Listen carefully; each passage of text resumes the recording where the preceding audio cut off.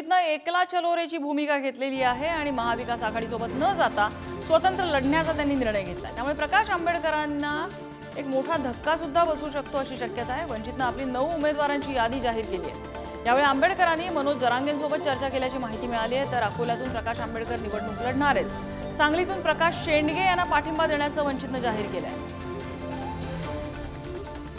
जरांगे पाटील आणि पक्षाच्या नेत्यांची मी आणि फारुक अहमद आणि किसन चव्हाण अशी बैठक झाली आणि या बैठकीमध्ये पहिल्या फेजची निवडणूकचा अर्ज आज संपतोय, पण दुसऱ्या फेज पासूनचं जे आहे त्याच्या संदर्भातली असणारी चर्चा ही 31/1 आणि 2ला पूर्ण करायचं असं त्या ठिकाणी निर्णय झाला। आता ते 30ला सगळं सांगतो।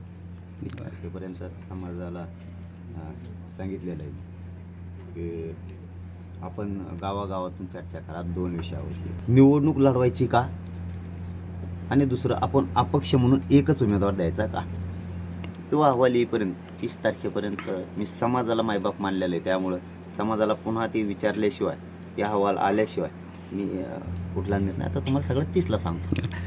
दरम्यान वंचितकडून आज पहिली यादी जाहीर करण्यात आली। त्यामध्ये कुणाकुणाचं नाव आहे, कुठले मतदारसंघ आहेत बघूया। अकोला प्रकाश आंबेडकर, चंद्रपूर राजेश बेले, भंडारा गोंदिया संजय केवल, गडचिरोली हितेश मढावी, बुलढाणा वसंत मगर, वर्धा राजेंद्र साळुंके,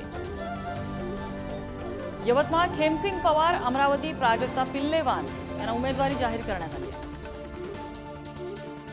तर नागपूरमध्ये काँग्रेसच्या विकास ठाकरेंना त्यांनी पाठिंबा जाहीर केलेला आहे।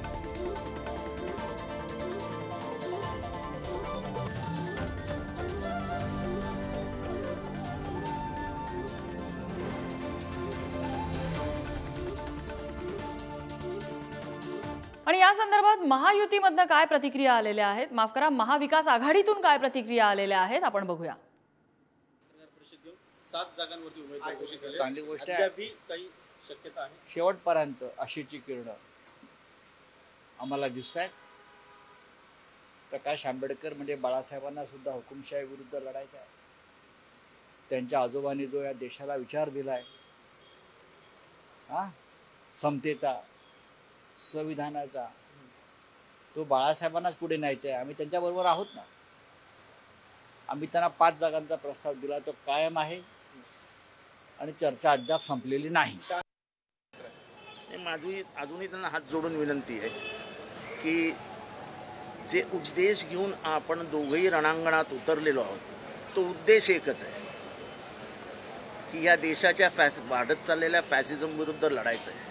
मग आपण कशाला वेगळे व्हावे।